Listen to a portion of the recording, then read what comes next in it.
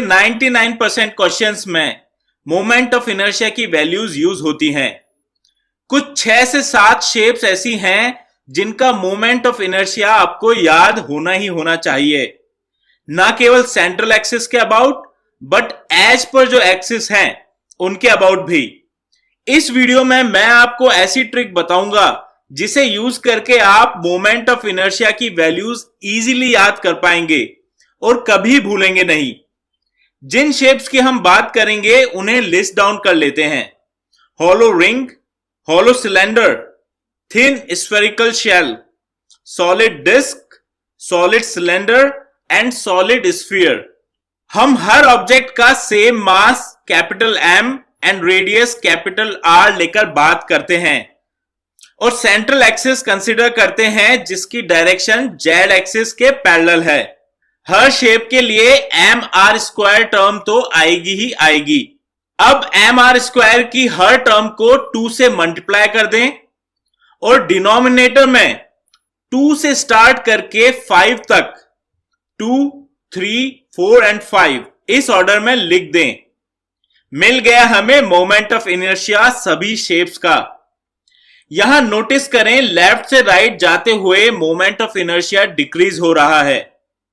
पहले शेप्स में mr² का मल्टीप्लायर है 1, दूसरी शेप में mr² 2/3 यानी 0.6 से मल्टीप्लाई हो रहा है, तीसरी शेप में 1/2 यानी 0.5 से मल्टीप्लाई हो रहा है एंड फोर्थ शेप में 2/5 यानी 0.4 से mr² मल्टीप्लाई हो रहा है।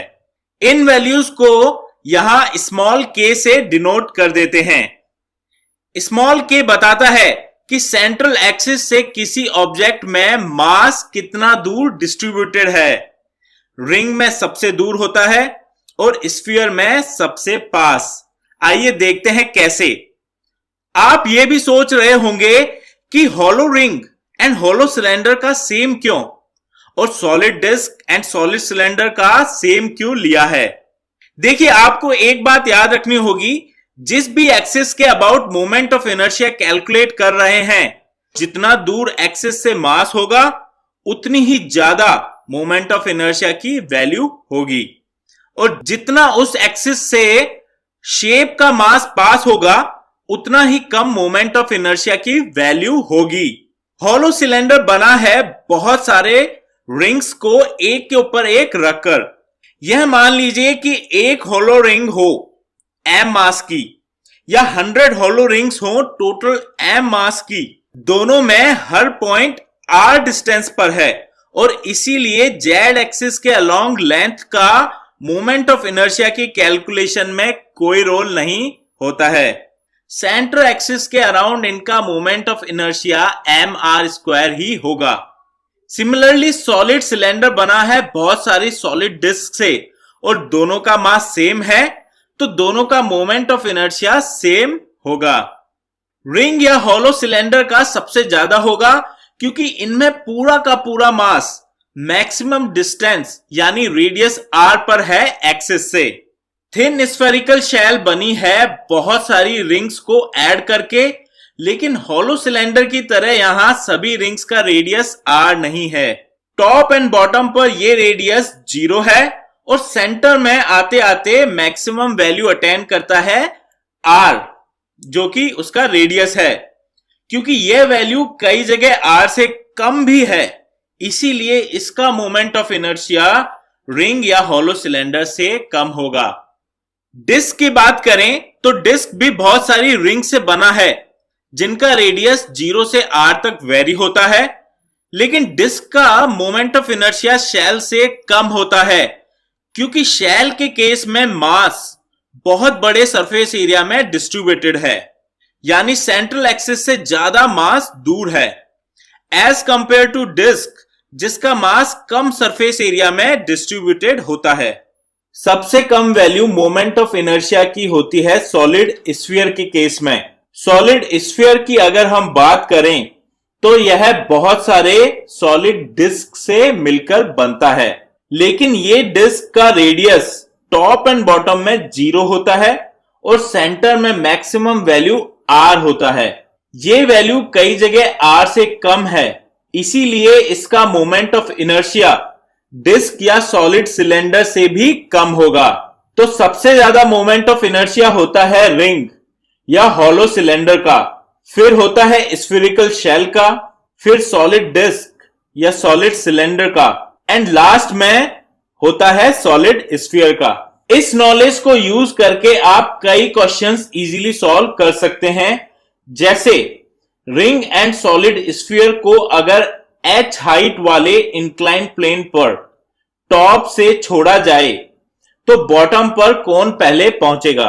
अगर एनर्जी कंजर्वेशन लगाएं और पोटेंशियल एनर्जी को काइनेटिक एनर्जी के इक्वेट करें तो यहां पर काइनेटिक एनर्जी हमारे पास ट्रांसलेशनल होती है और रोटेशनल होती है। ओमेगा की वैल्यू होती है V/R एंड I को हम mr² और k की टर्म्स में इस तरीके से लिख सकते हैं।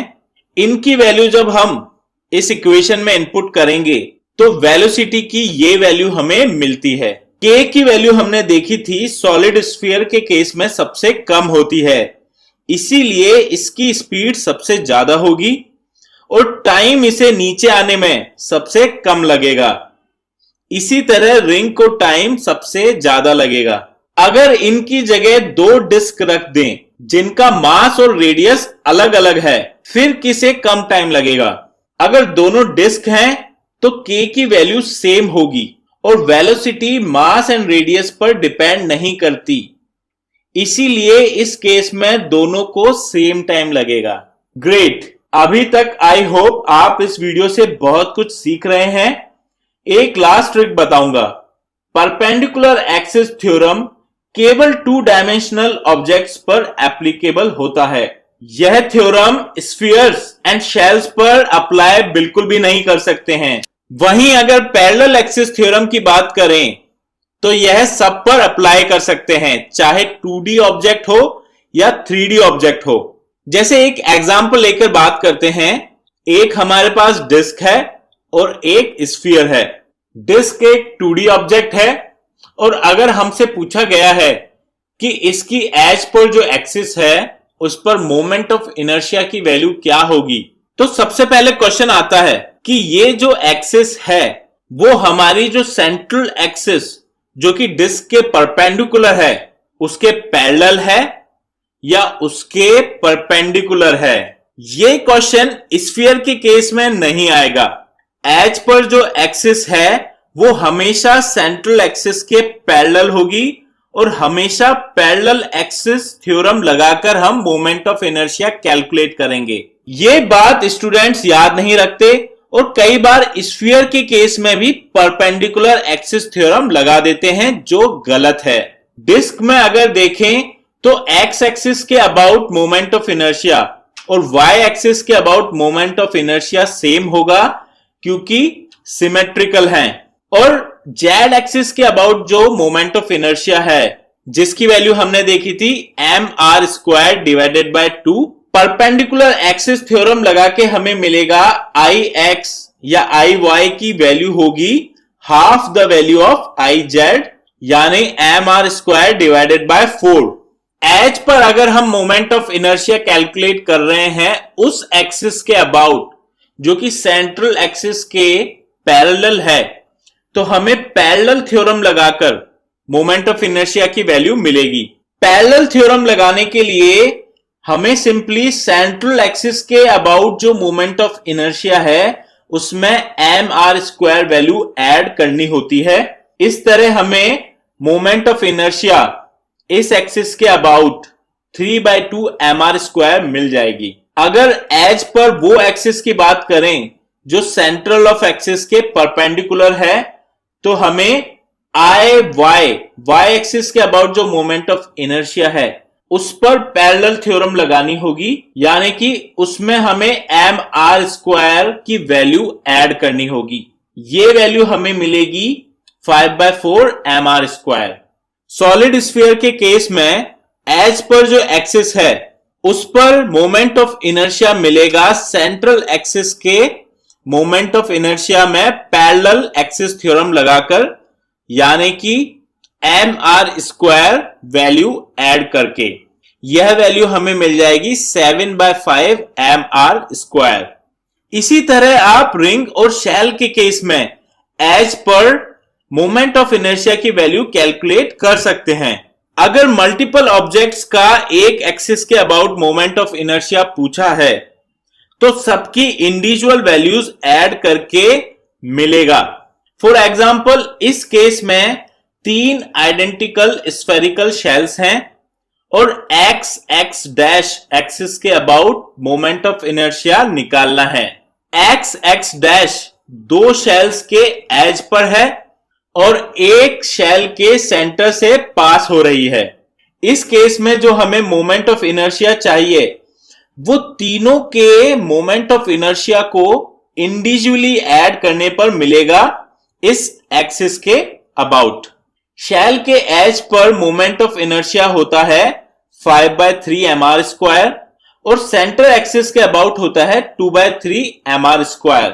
तो टोटल मोमेंट ऑफ इनर्शिया हमें मिलेगा 2 एज वाली वैल्यू को ऐड करके और एक सेंटर वाली वैल्यू को ऐड करके। यह वैल्यू आएगी 4 mr²। मैं उम्मीद करता हूं आपने मोमेंट ऑफ इनर्शिया के वीडियो से कई इंपॉर्टेंट पॉइंट्स लर्न किए और अब आप इंपॉर्टेंट शेप्स की मोमेंट ऑफ इनर्शिया याद रख पाएंगे। ऐसी और भी ट्रिक्स वाले इंटरेस्टिंग वीडियोस मैं अपलोड करता रहूंगा। अगर आपने चैनल सब्सक्राइब नहीं किया है तो आप अभी कर लें और हां, बेल आइकन